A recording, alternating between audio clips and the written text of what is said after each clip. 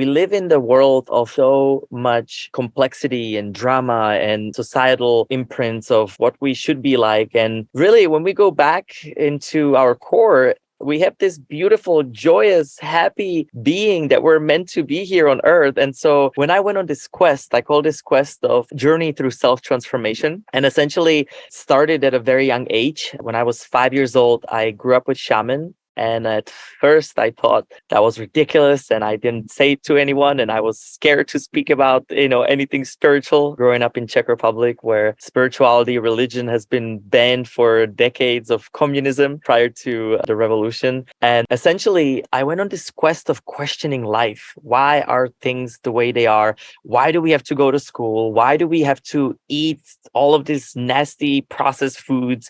And, went on this quest of essentially defragging of all of my belief systems, all of the things that actually matter and not. And so I created this thing called Journey Through Self-Transformation. I spent last 10, 15 years intensively traveling the world. And essentially, at first, before I start teaching, I was on the quest of self-development or self-mastery. It's something I always say, we live in two ways. We either are in self-mastery or we are in service. And generally, when we go through this self-mastery, we naturally want to share it with others that are in need as well. And that's kind of how it happened for me.